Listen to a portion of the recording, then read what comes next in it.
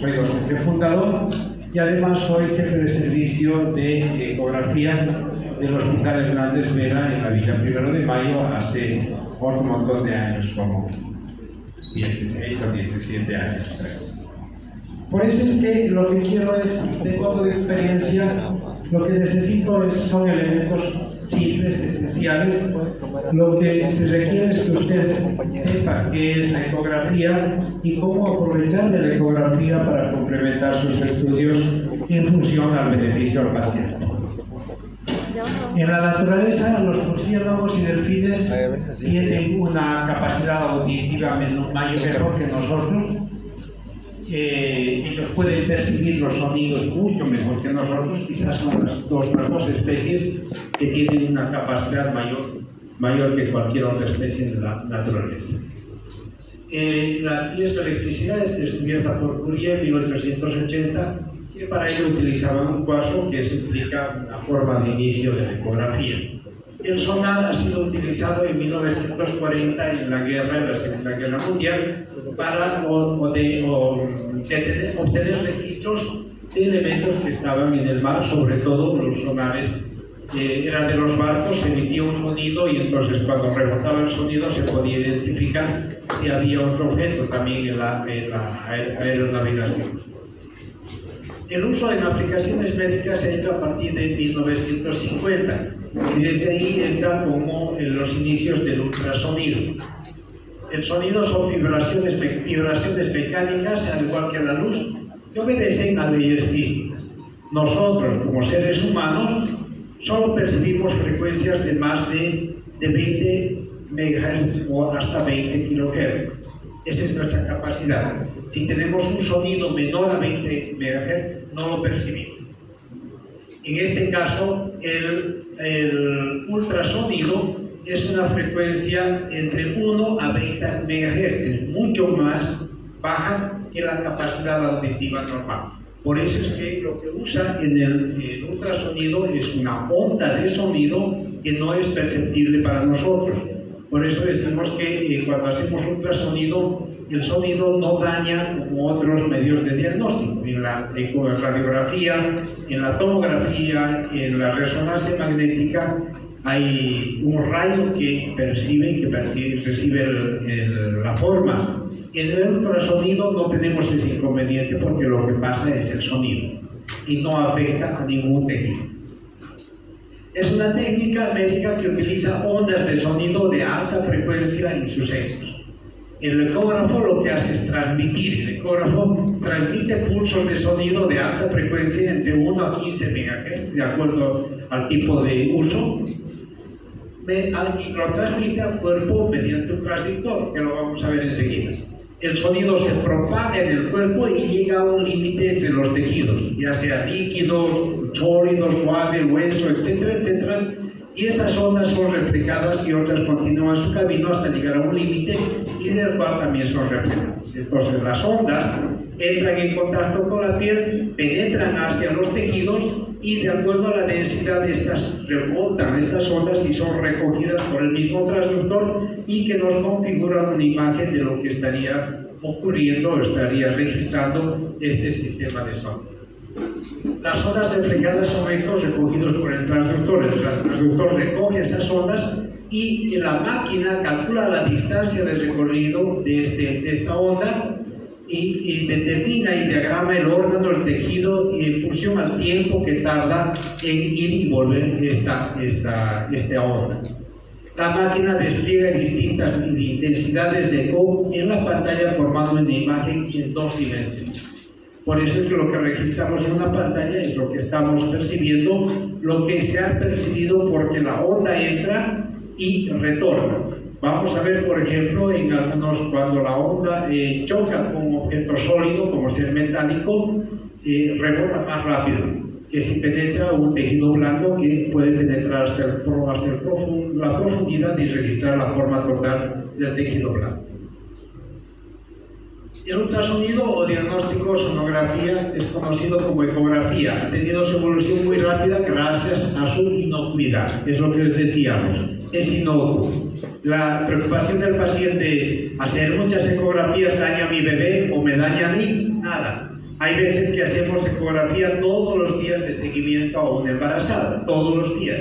Y hay veces que se hace 2 veces al día, cosas que no se podrían hacer con rayos X ni con tomografía, porque lo que estamos metiendo es solamente sonido, no hay ningún problema. Se facilita la práctica de numerosos estudios, que es lo que decía. Este es un ecógrafo, lo han debido ver. Consta de un monitor donde podemos ver las imágenes, un teclado que permite programar. Estos son los transductores, hay una consola, y los periféricos, que serían las impresiones o una grabadora donde se registra la información para poder exponer.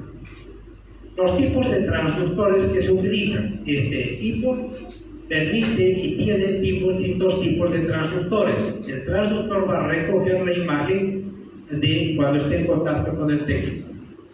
Tenemos, por ejemplo, un transductor lineal, que es de esta forma, que tiene una capacidad de entre 7.5 a 13 MHz. Actualmente viene con entre 7 a 15 MHz. Quiere decir que proporciona un formato de imagen rectangular. Es una imagen así, rectangular. Se usa para estudios superficiales, por eso es lineal. En este caso se puede percibir músculos, tendones, mama, tiroides, escroto, vasos superficiales y sobre todo tejido celular subcutáneo. Actualmente estamos utilizando los transductores para ecografía dérmica, para patología dérmica. Nos sirve. Con los transductores de alta frecuencia podemos ver incluso algunas alteraciones muy pequeñas en la piel, como los angiomas. Se pueden diagnosticar angiomas en la capacidad del angioma a través del ultrasonido. Decíamos, utiliza frecuencias muy pequeñas. Es muy utilizada en patología de piel y en tejido celular subcutáneo. Todos los días es más difundido la ecografía en abscesos que tengan. Las personas tienen abscesos en mamas, en distintas partes del tejido. Les colocaron una ampolla mal y se hizo una bola, un puchichi. Eso implica para diagnóstico si es un absceso o es un quiste o es una tumoración de otro tipo, considerando vascularización, etcétera, etcétera. Y eso se maneja con el transductor lineal. Actualmente estamos utilizando este transductor para diagnóstico de malformaciones de cadera en niños menores de 3 meses, que nos permite, por la posibilidad, y el niño pequeño nos permite llegar y diagramar la estructura de la articulación coxofemoral, y podemos determinar si existe una malformación en esa articulación. El otro transductor es un sectorial. En realidad puede usarse de tipo de intracavitario. Estos proporcionan un formato de una imagen triangular, eso sí, en forma de abanico, y se usan para exploración cardíaca y otros usos, específicamente para exploración cardíaca. Los transductores tienen una modalidad que implica son ecocardiogramas, que permite ver y hacer un ultrasonido en el corazón. Entonces, para eso se utilizan este tipo de sondas que permiten registrar la funcionalidad del corazón. Se calcula el volumen de eyección de la sangre a través de los principales vasos, el grosor del músculo cardíaco, etcétera, etcétera. Pero este transductor nosotros también utilizamos para hacer ecografía transfontanelar. Mientras el niño tenga una sutura que no esté cerrada en fontanela, a través de ese orificio se pueden ver y diagramar las formas del cerebro, el cerebelo, los ventrículos, sobre todo para diagnóstico de hemorragias intraventriculares. Es muy importante en la neonatología el diagnóstico de ecografía transfontanelar. Nos salva muchísimo para tomar decisiones en base a eso. Y hay mucha patología por traumatismos durante el parto que hacen que se rompan las venas, las pequeñas venas, y puede generarnos hemorragias y tener consecuencias muy graves para el parto. Esta es la sonda convexa, la más utilizada, que nos da una imagen trapezoidal para exploración abdomen general obstétrica, y esta es la más utilizada, porque nos va a permitir con una frecuencia de 3.5 a 5 MHz obtener y profundizar. Incluso pueden penetrar en personas muy obesas, que el gas puede entrar hasta el fondo y penetrar y registrar imágenes de bastante dimensión, de acuerdo a cómo manejemos la máquina solamente. Esta es la zona más utilizada. Por ejemplo, aquí tengo visibilizado un riñón que está incluso a través del hígado, se ve el riñón y en su integridad. Estamos hablando aquí más de unos 5 centímetros de profundidad. Este es un intracavitario. El intracavitario es, por supuesto, utilizado para cavidades. Nosotros utilizamos con dos fines. La más frecuencia es transvaginal, porque nos va a permitir obtener la imagen del útero con toda su claridad, porque estamos entrando a través de la vagina y se permite visualizar el útero. Entra solamente hasta el canal vaginal. Es muy utilizado. También utilizamos, y con mucha frecuencia, para entrar a la cavidad transrectal. Para ver la próstata se la ve muy bien, porque estamos justamente a nivel de la próstata y nos diagrama y nos registra la imagen de la glándola. Esta tiene una frecuencia de 5 MHz general. ¿Qué preguntas pueden ser respondidas mediante el examen ultrasonográfico en abdomen y en pelvis? Muchas veces tenemos alguna duda. Nos preguntamos si los órganos están en su posición normal. Es importante saber si el órgano está en su posición. ¿Cuál es el tamaño y la forma de los órganos? Esa es la principal duda que podemos resolver. Hay procesos que implican que los órganos pueden estar afectados, pueden estar en su tamaño inflamados, por ejemplo, o pueden ser reducidos, las que nos van a sospechar a distintas funciones. Que si hay algunas deformaciones por masas en los órganos, es el principal método de diagnóstico para poder ver y diagnosticar de manera temprana algunas masas que puedan tener órganos. Hay una masa ocupante en el espacio entre los órganos, o si estas masas que son líquidas o son sólidas. Y aquí vamos diferenciando de una masa líquida, que sería un quiste, a una masa sólida que puede tener incluso una masa mixta. ¿Hay alguna colección líquida rodeando a los órganos? Esto es muy importante para saber si existe líquido en cavidad peritoneal. Un abdomen agudo siempre nos va a dejar la duda de que si hay un vaso que está adentro sangrando. Entonces eso hace resistencia muscular, y entonces la ecografía nos permite visibilizar si existe líquido en cavidad abdominal, y de acuerdo a ese diagnóstico temprano, el cirujano tiene que entrar inmediatamente, pero inmediatamente, para cerrar ese vaso y evitar que siga sangrando y, por supuesto, salva la vida del paciente. Si no hubiera este método, entonces habría que apelar a otros métodos, pero el más rápido es la ecografía. Hay pacientes que han tenido traumas por distintos motivos, incluso procesos infecciosos. Entonces el cirujano lo único que quiere saber: doctor, ¿hay líquido? ¿Hay sangre adentro? Entonces vemos si hay sangre, hay más de un litro, y ese rato tienen que estar como sea, porque esté en riesgo la vida del paciente. Otras respuestas: si está la vesícula biliar anormalmente agrandada, porque es muy frecuente la patología biliar en nuestro medio.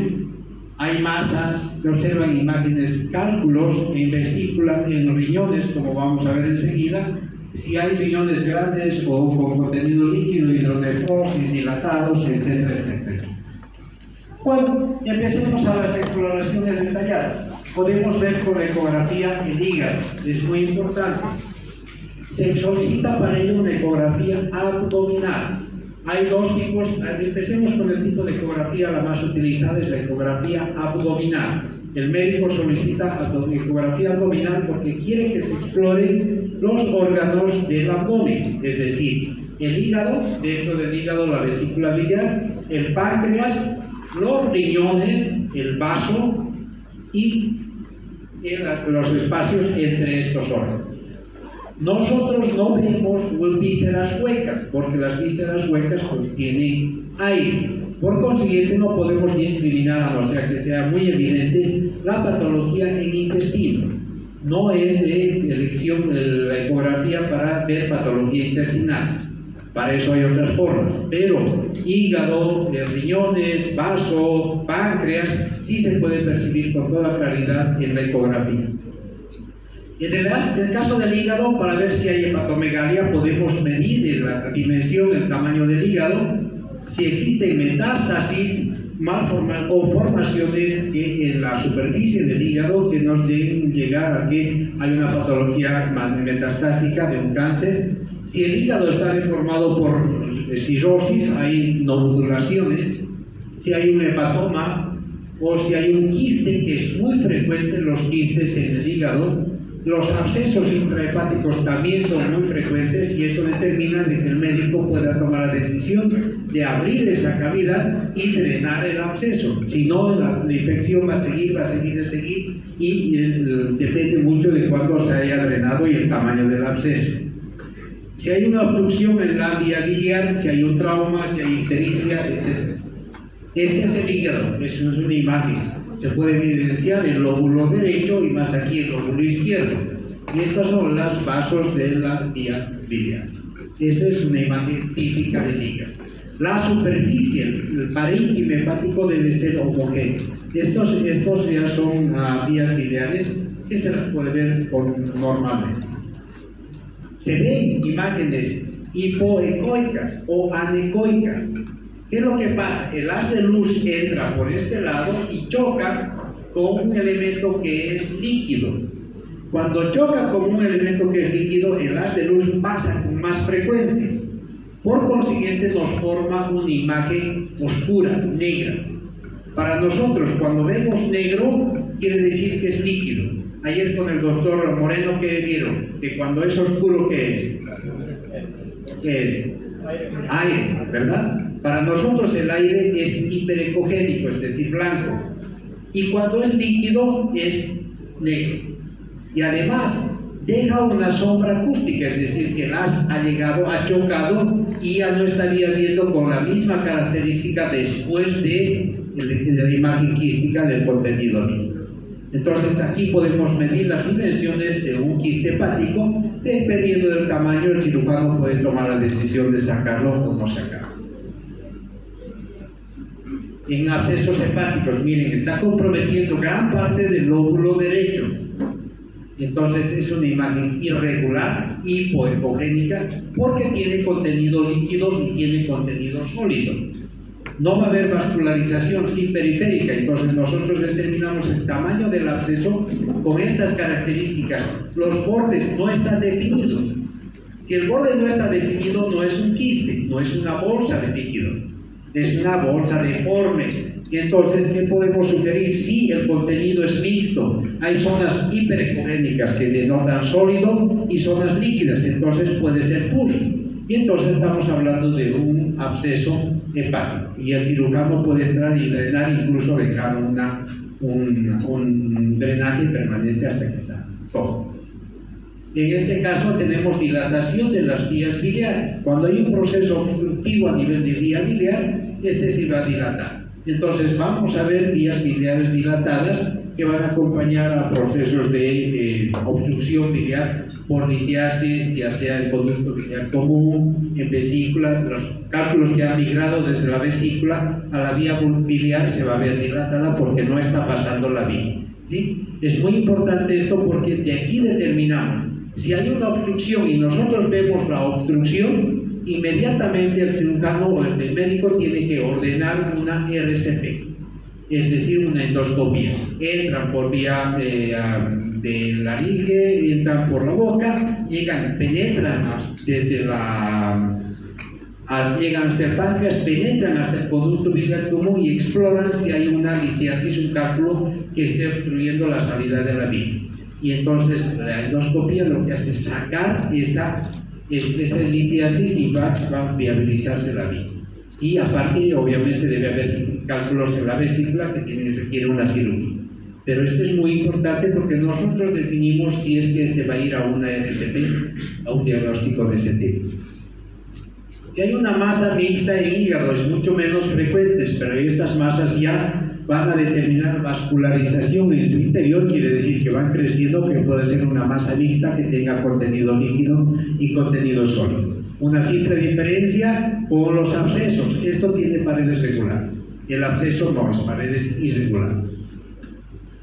La vesícula biliar. Podemos ver colelitiasis, o sea, litiasis, colecistitis, inflamación en la vesícula, ya sea aguda crónica, masas, pólipos y neoplasias.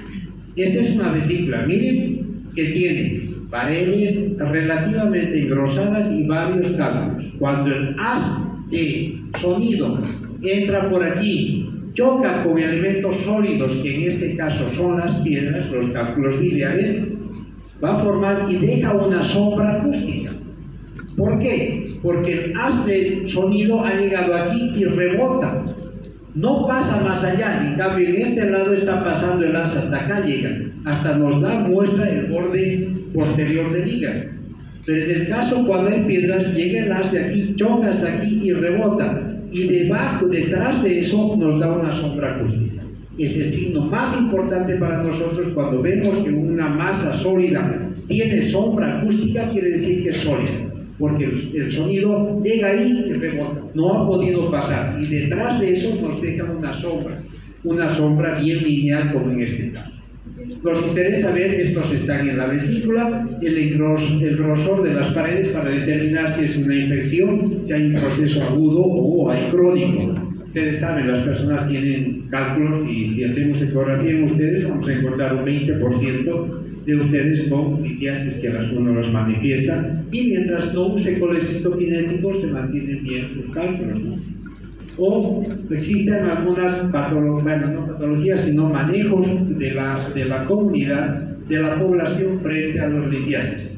¿Qué es lo que hace la población cuando encuentran litiasis o cuando saben que tienen litiasis? ¿Qué tratamiento hace la población que no sea quirúrgico? ¿Qué hace? Se toman aceite de oliva con limón, se toman chancapiedras, se toman medicamentos caseros. ¿Eso van a solucionar el problema? Las piedras, la más pequeña, mide 4 milímetros, y el conducto por donde sale la bilis mide 1 milímetro. Entonces una piedra de 1 centímetro no va a salir nunca por un conducto de 1 milímetro. Entonces no se va a solucionar. Lo que hace el aceite de oliva con limón es esclerosar esta vesícula y la deja sin funcionar. Y entonces la bilis pasa directamente del hígado al conducto biliar y la persona ya no tiene sintomatología. Pero de ahí a que se manifiesten lesiones neoplásicas en vesícula es muy frecuente, muy frecuente. Y las obstrucciones también siguen, porque van a seguir formando cálculos. Aquí está la vesícula, las litiasis que no han pasado y la parte del hígado. En este caso, esta vesícula tiene un ascaris. Es en 2 oportunidades que hemos visto que un ascaris pueda migrar a través del conducto con mucho dolor del paciente, y en una oportunidad lo hemos visto al ascaris vivo. Está dentro de la bilis, me imagino que está reventando de estresado el pobre ascaris, y daba vueltas porque no encuentra cómo salir, y es una desesperación hasta que el pobrecito gusanito se muere, ¿no? Pobrecito, pero entró, y eso quiere decir que en el intestino había muchísimos más ascaris, que uno acaso ha atrevido a entrarse a la vía biliar. Es posible encontrar, y más de 2 veces hemos encontrado ascaris, y en una de ellas un ascaris vivo. Y aquí está otra vez, el ascaris está porque tiene una doble pared, o sea, su cuerpo tiene en realidad 4 líneas que implican dos paredes del ascaris.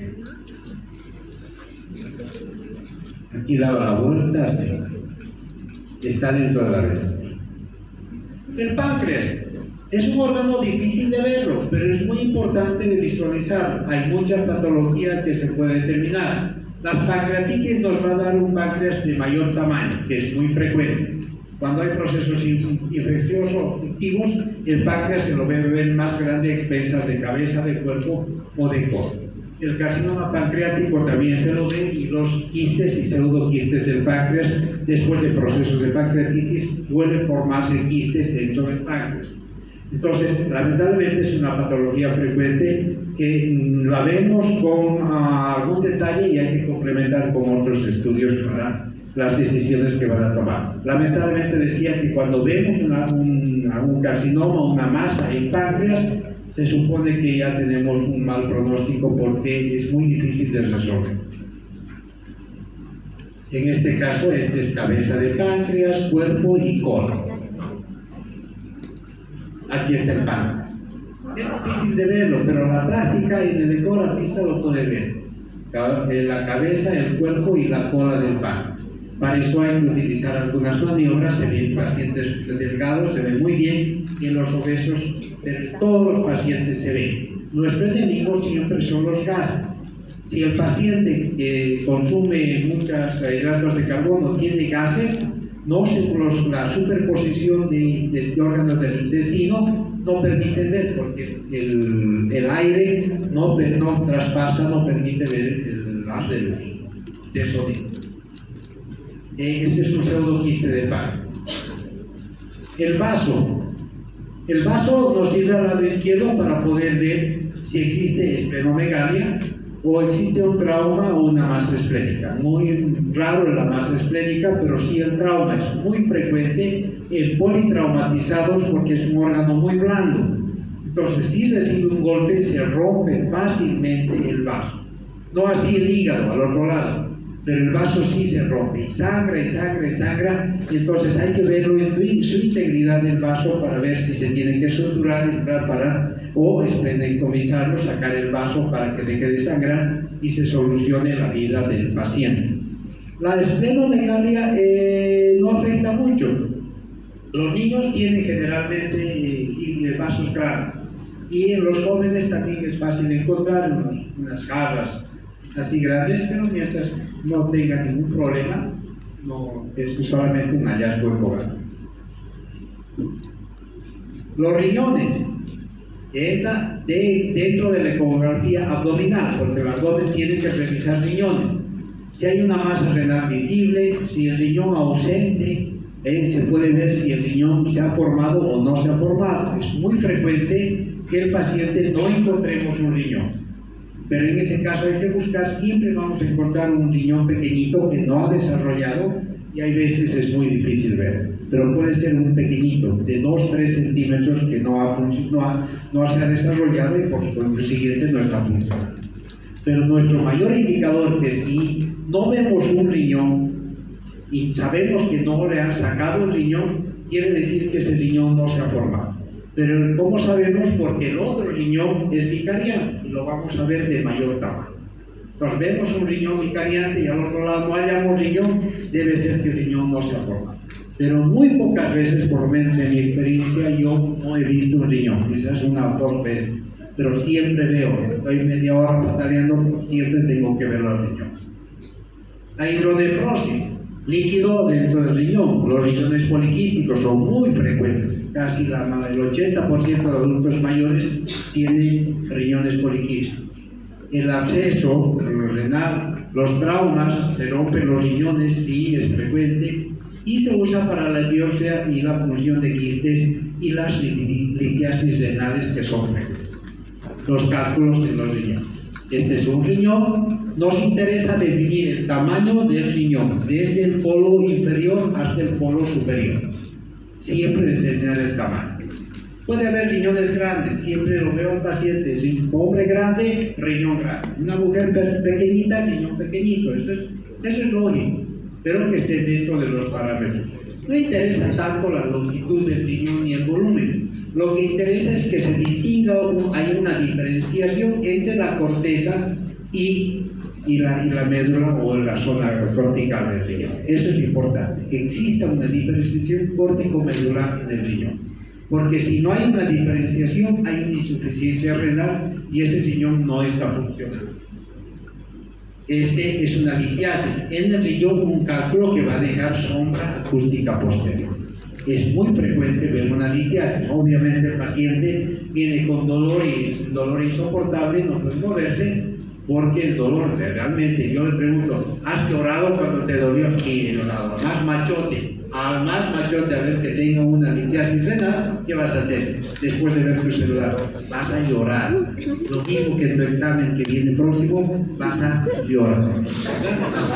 Pero si tiene una litiasis renal, van a llorar de ver, porque eso sí es un dolor. Dice que el dolor de litiasis renal es como si a uno lo aprieten con una prensa hasta donde da el tope y una vuelta más, así se compara el dolor en la litiasis renal. Pero nosotros diagnosticamos porque tiene sombra acústica. Esta es una hidronefrosis, cuando una obstrucción de la orina por la uretra, hay una obstrucción, un cálculo en cualquier lugar, va a haber hidronefrosis. Es decir, la vía biliar, la pelvis está dilatada con líquido y en los complejos pielocaliciares hay presencia de líquido. Entonces, esta es una hidronefrosis leve. La moderada se encuentra más líquido y la grave se encuentra en los riñones realmente llenos de líquido.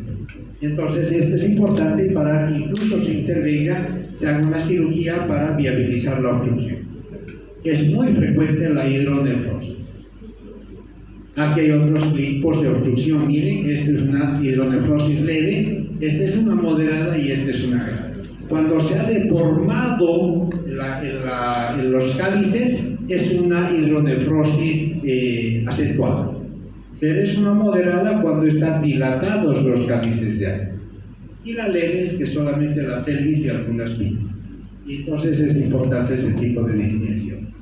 Los quistes es otra importancia.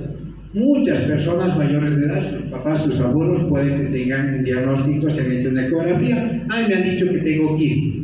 Mientras el quiste sea pequeño y no conlleve ninguna molestia, dolor, es normal, pueden seguir, no son sintomáticos, no son muy importantes.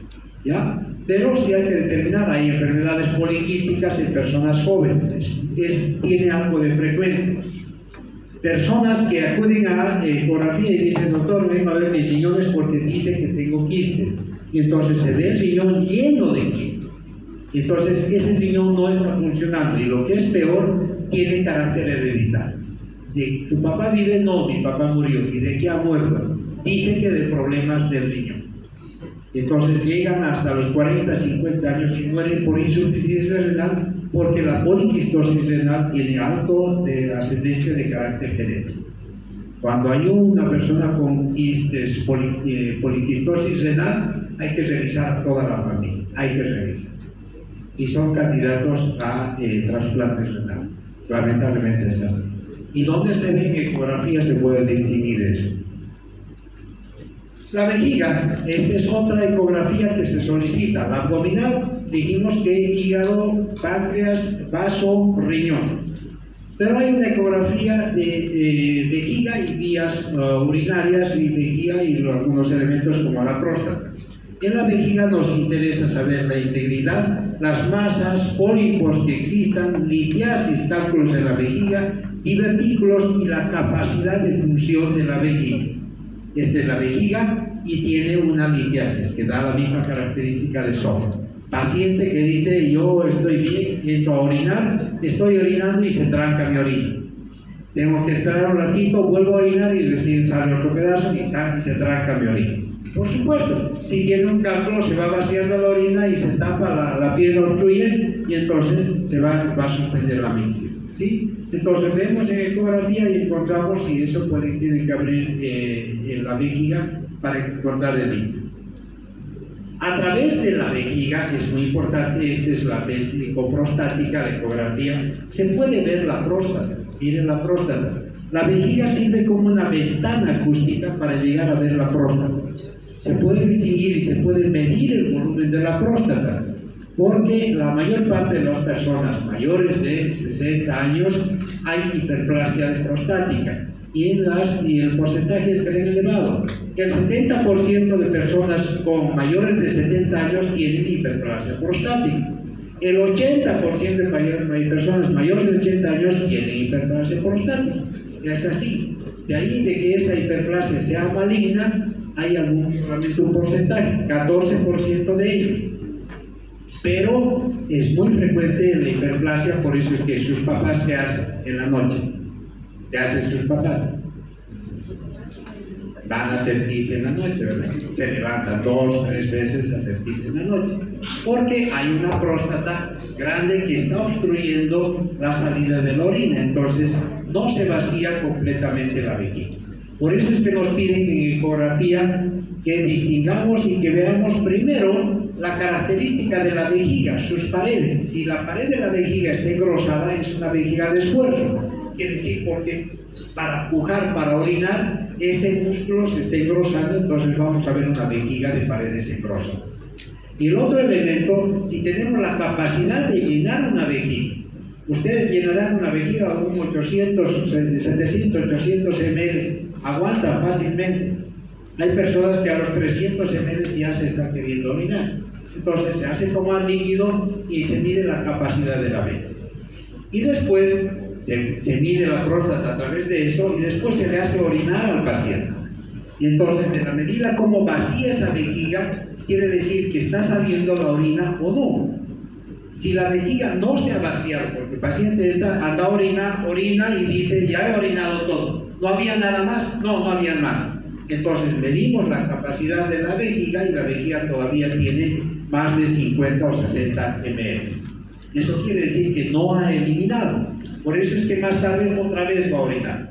Por eso es que los abuelos van en la noche al baño, orinan. Como no orinan todo, en una hora vuelven a querer tener ganas de orinar. Y van, orinan, no vacían todo y otra vez. Por eso se levantan 4 o 5 veces al baño. En cambio, ustedes orinan en una sola vez y pueden orinar, vaciar toda la capacidad de la vejiga. Y eso se diagnostica a través de la... ¿Qué preguntas se puede responder a esto? Ya es ecografía ginecológica. En la ecografía ginecológica es muy importante porque vemos el útero, si se encuentra en su posición, el tamaño del útero, si hay alguna masa o si existe o no existe dispositivo intrauterino en el interior y si hay evidencia o no del embarazo en la cavidad uterina. Estamos hablando de ecografía ginecológica. Algún elemento que me olvidé en la ecografía abdominal, como vemos vesícula, paciente que lleven ustedes a ecografía tiene que estar en ayuno. Ese es el requisito. La vesícula se contrae con nada, con un chicle. Si una persona masca un chicle, ya el dulce del chicle permite que la vesícula se contraiga y ya no la podamos ver. Por eso es que el paciente tiene que estar por 5 horas por lo menos de ayuno antes de su ecografía abdominal. Y en la ecografía vesicourinaria que queremos ver vejiga, el paciente debe haber tomado por lo menos 1 litro de agua y esperar que se llene la vejiga. El paciente dice, ya he tomado agua y ya quiero entrar a la ecografía. No, tiene que bajar el agua a la vejiga. Y eso tarda un proceso de 45 minutos, a veces a 2 horas. Porque cuando hace calor como hoy, todo el líquido que tomamos se percibe. Pero cuando hace frío, se llena bastante rápido la vejiga. ¿Ya? Paciente para ecografía de vejiga tiene que tomar 1 litro de agua 1 hora. Y para abdominal tiene que estar en ayunas 5 horas. Requisito, si no, no se puede ver. Hay veces que tienen muchos gases y hay que eliminar los gases y postergar la ecografía para el día siguiente. Ahora sí, ecografía ginecológica para ver el útero y anexos. El ginecólogo pide con mucha frecuencia para estos motivos, para ver el tamaño, etcétera, etcétera, lo que decía. Si hay una evidencia de embarazo en la trompa, o existe una masa pelviana en la pelvis, y cuál es la relación de la masa con el útero y los anexos, y si esa masa es líquida o es sólida, o existen colecciones en la pelvis. Es muy frecuente el líquido en las regiones anexiales que determinan procesos infecciosos. La ecografía ginecológica se puede realizar por 2 vías: la vía transabdominal y vía transvaginal.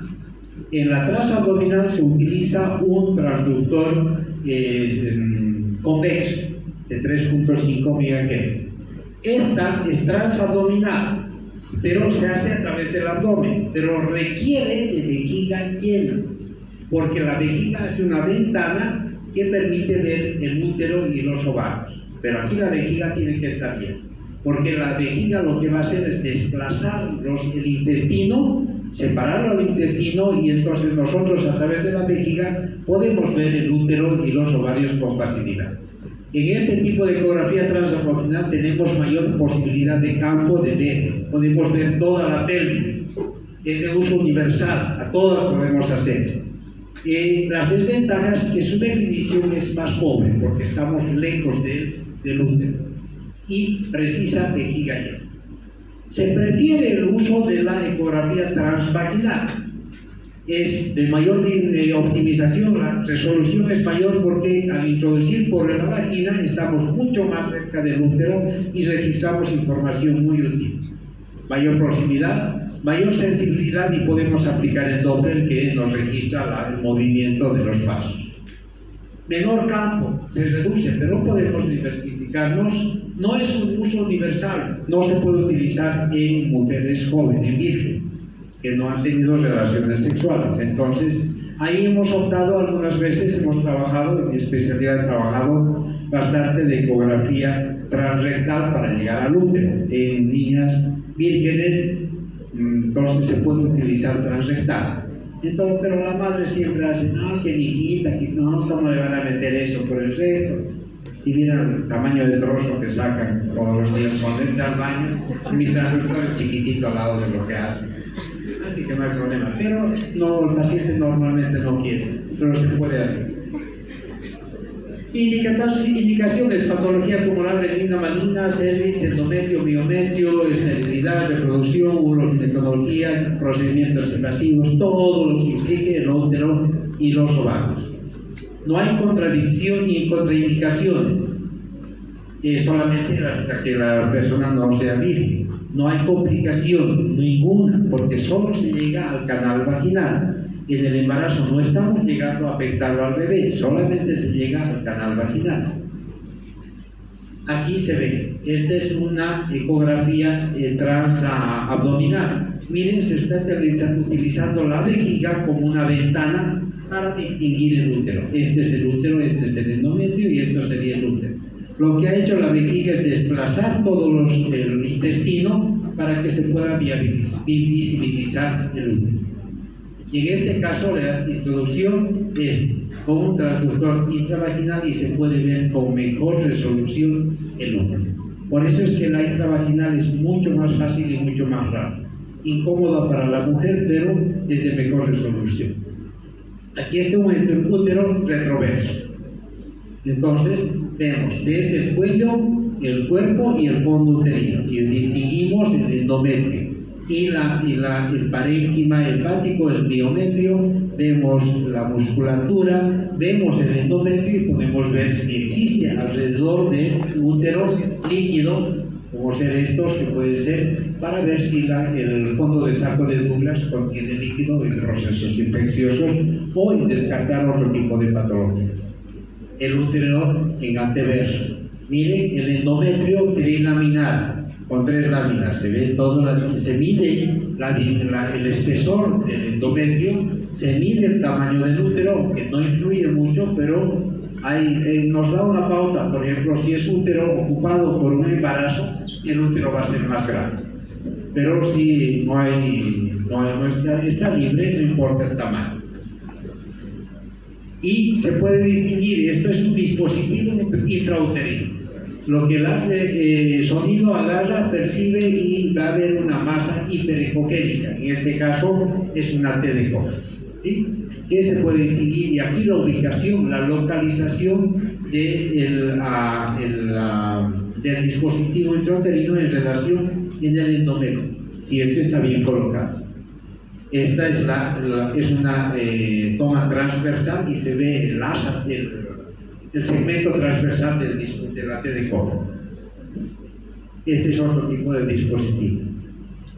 Miomas. En el miometrio se pueden ver masas hipoecogénicas que contornos regulares con vascularización, que es muy frecuente encontrar miomas que en algún momento en personas jóvenes van sangrando, entonces mucho depende del diagnóstico que se pueda hacer.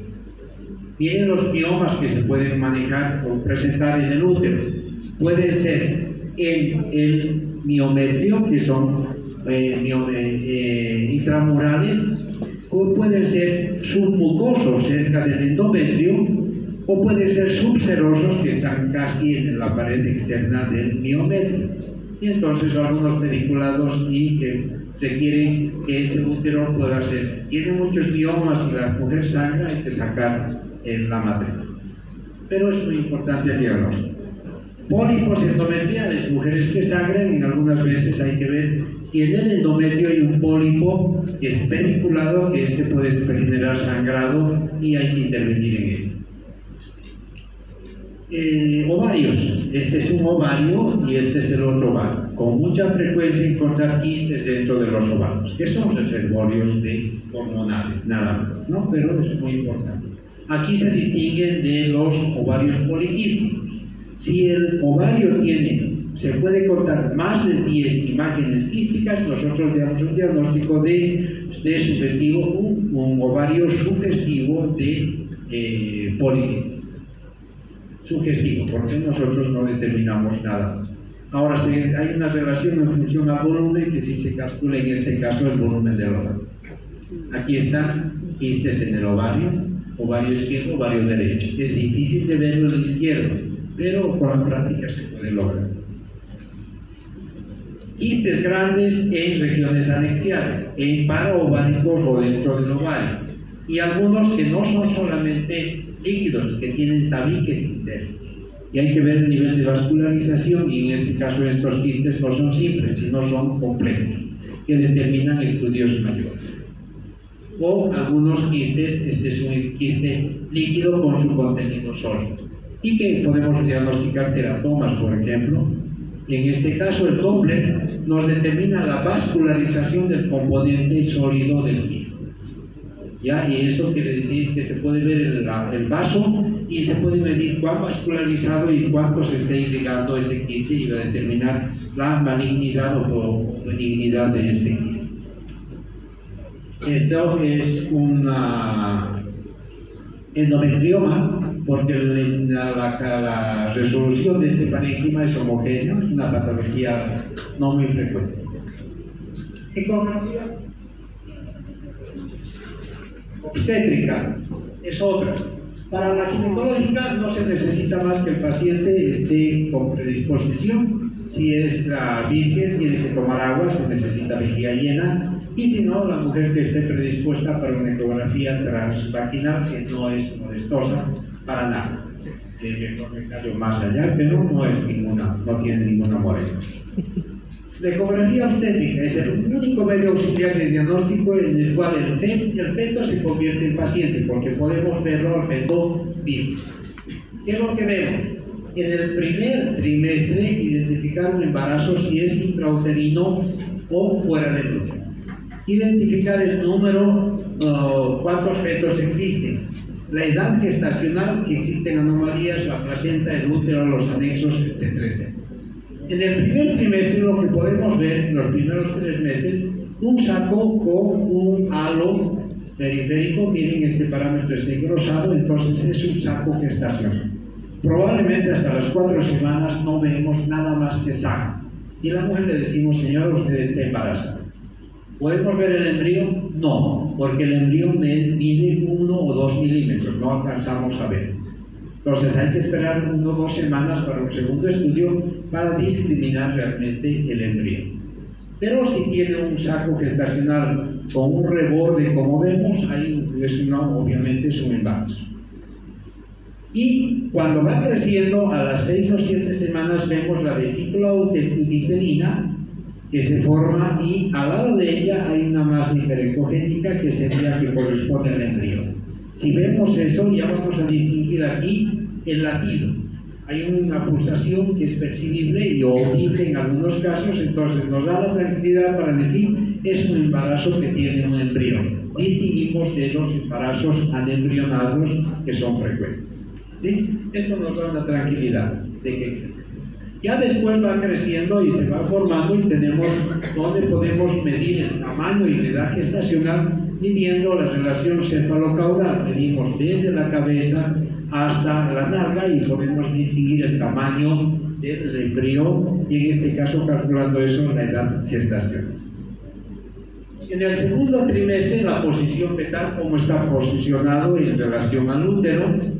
En la edad gestacional, el peso del bebé, que es importante, el volumen de líquido amniótico que hay para determinar los embarazos que son secos, las gestaciones múltiples, la placenta y algunas malformaciones fetales. En este caso vemos la cabeza fetal, aquí estaría la placenta y podemos distinguir algunos elementos.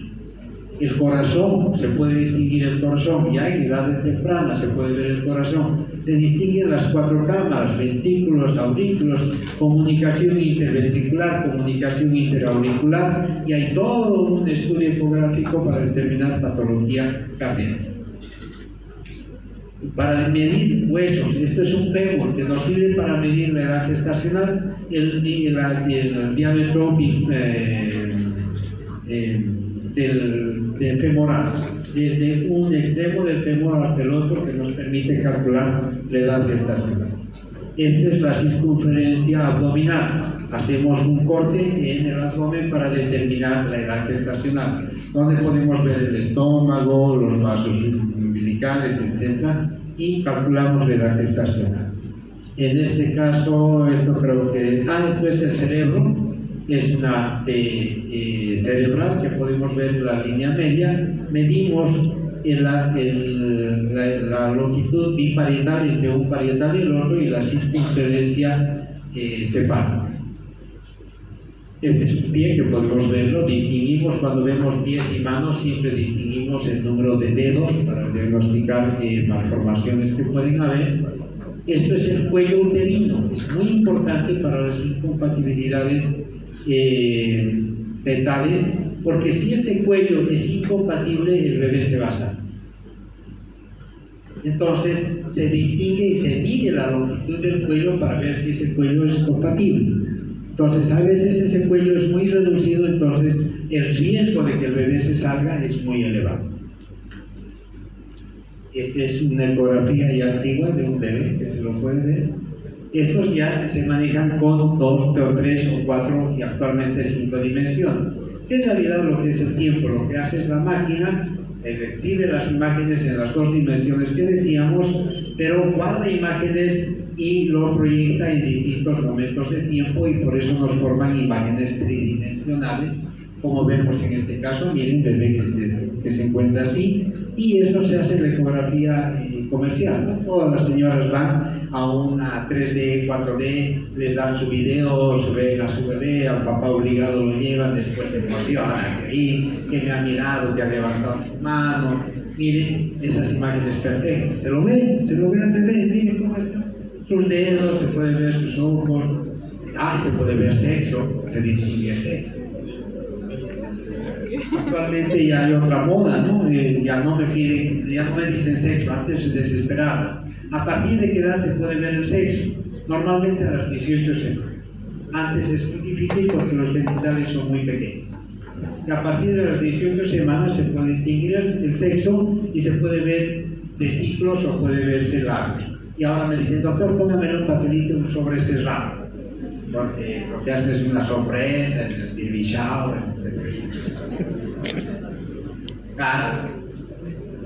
un bostezo. Los bebés de gluten, ¿no? Tragan. ¿Qué tragan? ¿Y qué hacen con ese líquido amniótico? Se lo comen y después lo orinan y después ya vuelven a tragar. Bueno,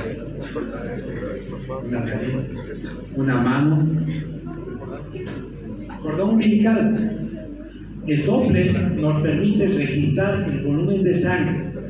Se puede pintar, que en este caso el Doppler color, con tonos de azul y de rojo.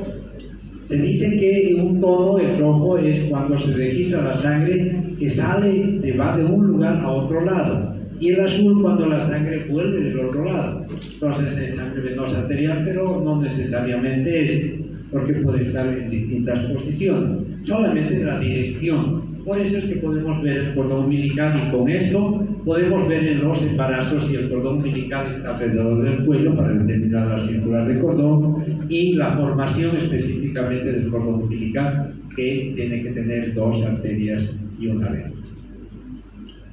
El líquido, la cantidad de líquido amniótico. Es muy frecuente la pérdida de líquido amniótico, que genera que la persona vaya perdiendo el líquido y se pierda el producto, ¿no? Entonces se mide la capacidad del líquido amniótico, y entonces hay una medición que se llama índice de líquido amniótico con parámetros determinados para determinar opciones incluso alguna vez hemos apoyado en intervenciones de ginecólogos que han introducido líquido en la cavidad amniótica, porque esa cavidad estaba vacía y se puede introducir. Hemos logrado esperar que crezca, que aumente el tamaño, introduciendo líquido con jeringa y con guía ecográfica. Bueno, estamos en tiempo, sí, estamos en tiempo. Si se dan cuenta, la ecografía para la obstétrica es muy importante. Los pacientes, el médico busca, primero, en la primera etapa, en el primer trimestre, lo que busca es que el paciente, el ecografista, sobre todo la edad gestacional. Nos preocupa si el embarazo tiene embrión, si está el embrión vivo. Lamentablemente es muy frecuente. Yo creo que veo más o menos unos 2 o 3 óvulos embrionados a la semana. Es muy frecuente. Y generalmente el proceso de infecciones, otros factores hacen que el embrión no se vaya formando o muera, o que ya no distinguimos, lo vemos el embrión, pero ya no distinguimos el latido cardíaco, entonces diagnosticamos de óvulo embrional.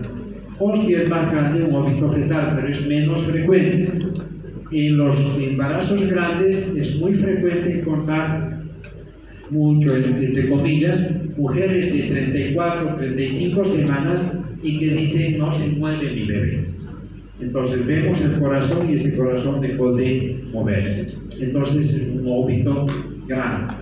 Y es trágico, porque la mujer tuvo 34 semanas de embarazo y de pronto se muere y genera toda una depresión en el bebé. Ahora, ¿qué es lo que pasa? Generalmente eso ocurre en personas, en mujeres que no han hecho controles prenatales. No ha habido seguimiento al embarazo. Y dentro del seguimiento, la primera patología que se manifiesta son las eclampsias, hipertensiones arteriales en el embarazo. Entonces, la eclampsia genera que la sangre que llega al bebé sea en un menor volumen y entonces la consecuencia es la muerte fetal. ¿Sí? Por eso es que la ecografía es un método de diagnóstico muy importante en obstetricia. Se puede hacer en cualquier momento, No hay una indicación para ello. Solamente que la paciente se eche y punto. Podemos hacer transvaginal o transabdominal con toda la barriga que tenga, así sean grandes o pequeños.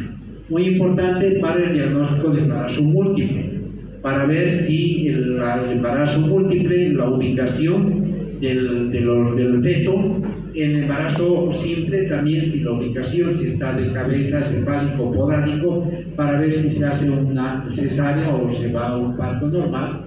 En los múltiples, para ver cómo están ubicados y si están en bolsas distintas o si tienen cordones umbilicales independientes o placentas independientes. Cuando están en una sola bolsa hay mucho riesgo, a veces un bebé priva sangre al otro, entonces hay complicaciones de sangre. ¿Ya? Aparte de eso, la ecografía tiene muchos otros usos en los cuales nosotros en servicio trabajamos y van a ver ustedes en internado que van a apelar. Diagnóstico de patología de mama con ecografía, transductor lineal. Hay toda la patología de mama que se puede realizar con ecografía. Tiroides, patología tiroidea, nódulos, óseos, tamaños de la tiroides con ecografía. Después es importante también ver diagnóstico de problemas en bolsa escrotal. Es una ecografía Doppler de bolsa escrotal donde se distingue en los testículos, el tamaño, forma, lesiones que hay en los testículos, la bolsa escrotal, los epidídimos por epididymitis, los traumas, el líquido y en niños para ver si el testículo está en la bolsa escrotal o no ha descendido o todo ese tipo de patología.